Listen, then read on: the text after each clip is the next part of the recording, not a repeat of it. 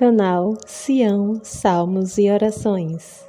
Eu gosto de uma frase também atribuída a Lutero, ele diz: não sei por quais caminhos Deus me conduz, mas conheço bem o meu guia. Eu e você não precisamos conhecer os caminhos nem os processos, nós sabemos os resultados onde Ele vai nos levar. Adversidades que Deus permite não significa que Ele deixou de estar comprometido, nos amando, preocupando com cada um de nós, cuidando de cada um de nós. Olha, os amigos de Daniel foram lançados na fornalha de fogo por fidelidade a Deus. Não me parece um bom prêmio ou recompensa? E um dia eu vi um pregador: o fogo não queimou nada. Eu pensei, não é bem assim. A Bíblia diz que o fogo não queimou um fio de cabelo, eles não tinham cheiro de fumaça, não mudou as roupas, mas o fogo queimou uma coisa. Por 3 vezes, a Bíblia enfatiza que os 3 foram lançados na fornalha amarrados. Mas o rei Nabucodonosor, surpreendido, olha e pergunta para aquela turma em volta que ganha para concordar com ele: nós não lançamos 3 homens amarrados no fogo? A turma diz: é verdade, rei. E diz: eu vejo 4 homens soltos.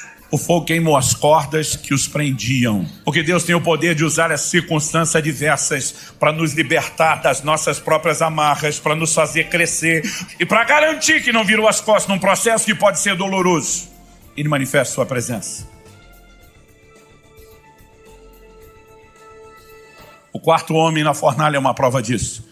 E Jesus prometeu: eis que estou convosco todos os dias, até a consumação dos séculos. Faça chuva, faça sol, dia de eclipse. Ele prometeu que estaria conosco todos os dias. E o que eu e você precisamos é confiar. Por quê?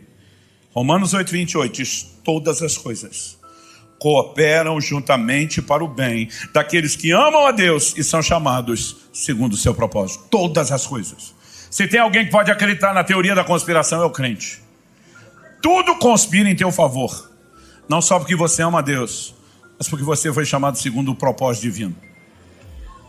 O propósito não é apenas aquilo que Deus tem de forma geral para todos nós. Ele tem aspectos individuais do propósito. Nos chama alguns de nós para algumas coisas, outros para outras. E por causa do propósito, Deus diz: eu vou fazer tudo conspirar em teu favor. Ele começa a dar sonhos proféticos para José, dizendo: meu propósito é te levantar como um governante. Sua própria família se curvará diante da autoridade que eu vou lhe dar. José, na imaturidade, não administra bem a revelação, dá com a língua nos dentes, fala o que não precisa para quem não tem que ouvir. Seus irmãos ficam com inveja e simplesmente tentam puxar o seu tapete e o vendem como escravo, dizendo: vamos ver o que será dos seus sonhos. Lá no Egito, a Bíblia diz que ainda que como escravo, Deus era com ele. Porque circunstâncias difíceis não significa que Deus nos abandonou. Ele cresce e prospera na casa de Potifar, mas porque é fiel a Deus, não aceita os convites e as propostas da mulher de Potifar para ir para a cama com ela. Ele injustamente é preso. Agora ele vai para a cadeia. O cenário está parecendo pior do que o primeiro, mas a Bíblia diz: e o Senhor era com José. Porque as circunstâncias adversas não determinam se Deus está ou não está conosco. O que determina é a palavra e a declaração dele de que ele estaria conosco. Mas quando chega a hora certa, o José está na cara do gol, no timing perfeito, para viver o plano de Deus. Por quê? Nosso destino profético não está na mão das pessoas, nem tampouco daquelas que nos odeiam ou querem nos sabotar. O nosso destino, o nosso propósito está na mão de um Deus que pode usar até aquilo que tentam contra nós para nos colocar no lugar certo, na hora certa, para viver o plano e o propósito de Deus. Quem está entendendo? Em Gênesis 45, dos versos 5 a 8, por 3 vezes, José repete para os seus irmãos: Deus me enviou adiante de vós para o Egito. Ele diz: não foi vocês que me venderam para cá, Deus me trouxe. Por 3 vezes ele diz: Deus trouxe. Isso pode levar alguns a concluir de forma equivocada que existe uma espécie de fatalismo, de predeterminismo arbitrário. Então essas pessoas não escolheram fazer o mal contra José. Deus determinou que assim fosse porque ele queria. Será que é isso que a Escritura nos ensina? Não. Porque a explicação bíblica vem do todo da Escritura e não de parte dela. Em Gênesis 50, 20, o mesmo José, falando com os mesmos irmãos, ele diz: vocês, na verdade, intentaram o mal contra mim. Porém, Deus o tornou em bem, para fazer, como estão vendo agora, que se conserve a vida de muita gente. Ele diz: a parte de vocês, eu não vou tirar a responsabilidade. Vocês tentaram me derrubar. Vocês intentaram e planejaram o mal. Mas Deus, para quem não há refúgio, tudo é reciclável, transformou a maldade de vocês em bem. Porque eu sou fiel a Ele. Eu estou debaixo do propósito e todas as coisas cooperam para o bem daqueles que amam a Deus, são chamados segundo o seu propósito. Agora, se Deus pode usar o ataque de pessoas que não estão te apoiando, você acredita mesmo que os ataques de Satanás fogem ao controle de Deus? Ele tem o poder de usar os mesmos ataques e transformá-los em verdadeiras sataneiras, armadilhas, que façam com que o diabo, no final do processo, chegue a uma conclusão junto conosco. Ele cooperou, em vez de atrapalhar. Obviamente, não estou falando daquilo que a Bíblia adverte, não dá lugar ao diabo. Alguns o diabo está agindo porque eles deram espaço e não era nada do que Deus queria. Mas há outros que não cederão espaço. E alguma permissão divina está te surpreendendo. Confie que qualquer permissão divina para uma ação satânica não é um abandono, é um gerenciamento da mente mais brilhante que ninguém desse universo jamais poderá entender ou acompanhar, mas que tem um compromisso de cuidado com cada um de nós. O que eu estou dizendo e compartilhando essas verdades bíblicas? Porque entendê-las trouxe uma profunda mudança na minha relação com Deus, na minha jornada de fé. Em agosto de 93, eu tive um acidente de carro que não fosse uma intervenção divina, teria sido fatal. E o crente dizer que foi milagre é uma coisa porque crente é empolgado. Mas quando médicos não cristãos começam a te atestar isso, mostrar todos os resultados dos exames e dizer quais seriam as implicações naturais, ficar te dizendo, teu santo é forte, alguém lá em cima vela por você, isso é milagre, é porque algo aconteceu. Mas sabe, esse acidente me deixou em crise, porque enquanto todo mundo falava dos milagres, eu ficava pensando comigo, milagre por milagre, já que Deus ia fazer eu não bati em ninguém, ninguém bateu em mim, eu estava na estrada, mas eu tive uma aquaplanagem e o carro caiu ribanceira abaixo. Eu tinha acabado de trocar de carro e pensei, estava de mudança de São Paulo para Curitiba, falei, quando chegar lá faço o seguro. Até hoje não fiz, porque deu perda total naquele carro. Tudo que estava dentro do carro era toda a minha mudança, tudo que eu tinha. O Paraty, para quem lembra dos carros antigos, com o banco abaixado, tudo carregado até o teto. O que não se perdeu no acidente foi roubado enquanto era socorrido. Eu descubro que eu estou no hospital só com a roupa do corpo rasgada, ensanguentada e que eu não tenho mais nada. Paralelo a isso, várias outras áreas da minha vida resolveram desmoronar tudo uma vez, como se eu tivesse ganhado o dom do para-raio. Tudo caía em cima de mim. E eu ficava dizendo para Deus, milagre por milagre, já que o Senhor ia fazer, eu não podia ter arrumado o carro na estrada. Em vez de deixar eu me arrebentar lá na ribanceira para depois dizer, salvei você, viu? Você não dava para fazer um milagre inteiro? Enquanto todo mundo estava empolgado, eu estava triste. Até porque eu dizia para Deus, cadê o seu cuidado? Cadê o seu amor? Cadê a sua proteção? Enquanto todo mundo estava olhando minha vida, tendo sido guardada, eu ficava olhando para as perdas materiais. Mas a dor não era o que é material. Era ler de forma equivocada naquilo que Deus não tinha sido um bom Deus, que não tinha demonstrado amor e cuidado. E o pior é que ele não dava satisfação de nada. E não foi por falta de pedir. Dizer, por favor, me diga o que está acontecendo. Eu sou o tipo de pessoa que gosta de um bom debate, de uma boa discussão, no sentido de argumentação, não precisa ser de briga. No início do meu casamento, Deus me deu uma mulher muito meiga, muito doce, mas eu dizia para ela, se você me ama, discute comigo, porque eu não suporto o silêncio. E Deus não falava nada. Eu ameacei ele, falei que ia fazer greve no ministério, que ia parar, nada. 1 ano e 3 meses depois, esse acidente acabou trazendo mudança, eu deixei um ministério itinerante e fui para o pastorado. Depois de um tempo sendo provado à frente do pastorado, chegou o momento de ser reconhecido e ordenado. No dia da ordenação, eu e mais 2 colegas estamos recebendo oração em posição de mãos. E um dos pastores, na hora que impõe as mãos sobre mim para orar comigo, e tem uma visão aberta de um anjo de Deus em pé ao meu lado. Ele viu o anjo como você está me vendo. Ele ouviu o anjo falar com ele como você está me ouvindo. E para encurtar a história, o anjo disse, diga para ele que o acidente de carro que ele teve no ano passado foi de fato, como ele diz nas orações dele, uma tentativa de Satanás. Porque eu dizia para Deus, você é coisa do cão. O tempo todo na oração. Eu dizia, mas nós 2 sabemos que o diabo só toca com permissão. Eu dizia para Deus, nós 2 sabemos que ou é uma permissão humana ou uma divina. E nós 2 sabemos que não fui eu que dei a permissão. Então está dizendo para ele, por que é que o Senhor daria? Eu fui fiel. Sabota o crente meia boca, não eu. E o anjo diz, diga para ele que, como ele diz nas orações, de fato foi Satanás. Porque Satanás o via como uma ameaça e queria pará-lo. Mas o anjo diz, diga para ele, por que Deus o permitiu?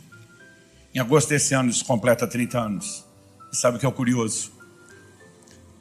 Eu ainda tenho vergonha de contar essa história.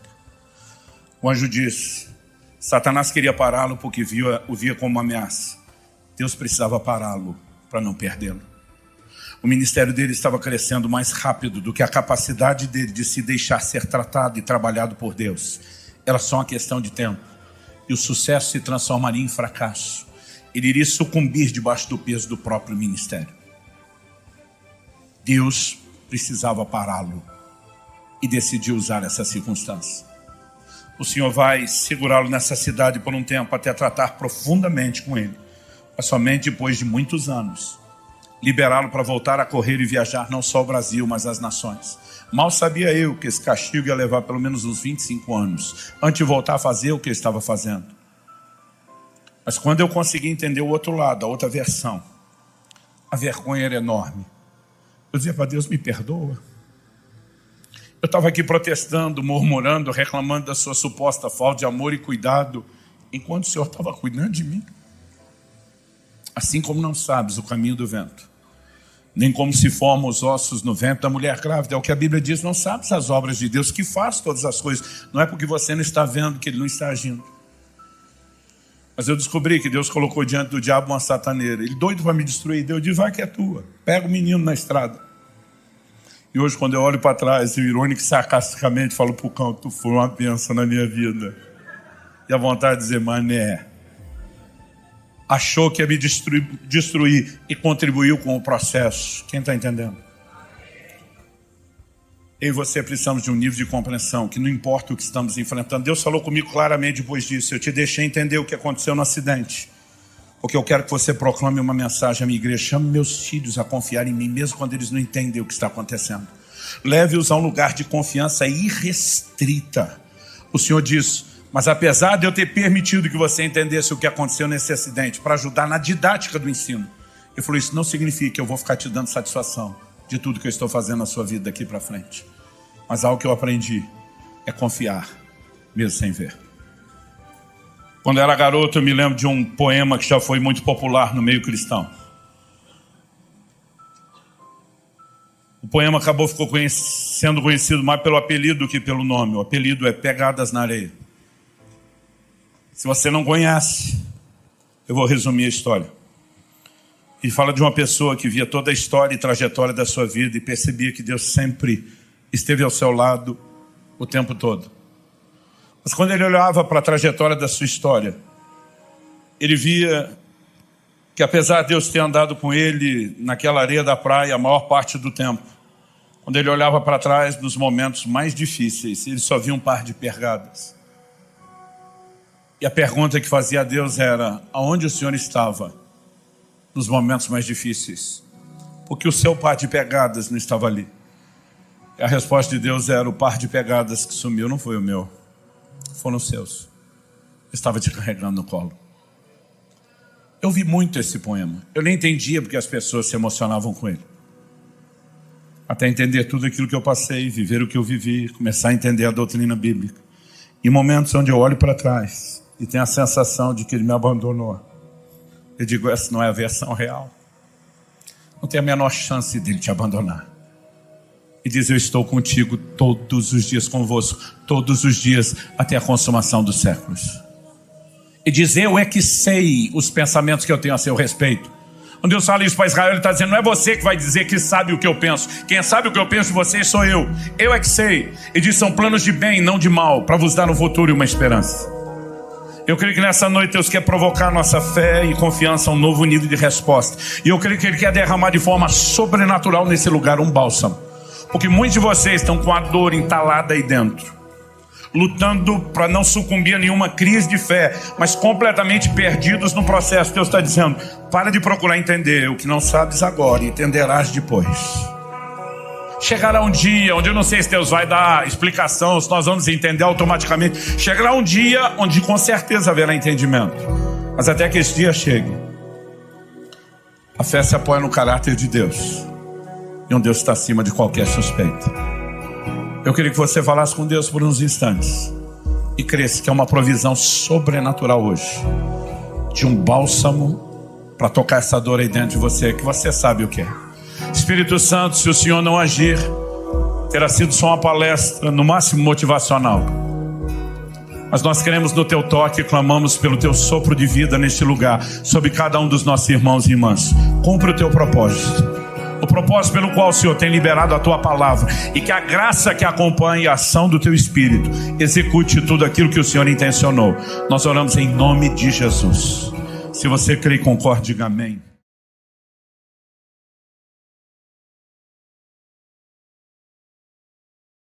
Se você foi abençoado por essa palavra, por gentileza, inscreva-se em nosso canal, clique no gostei, ative o sininho e compartilhe os nossos vídeos, porque assim você estará contribuindo para que o nosso canal continue espalhando a palavra de Deus para abençoar cada vez mais pessoas.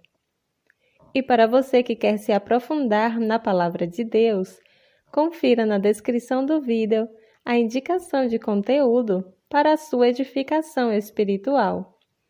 Agradecemos a sua presença aqui e esperamos que tenha te ajudado de alguma forma. Que Deus te abençoe.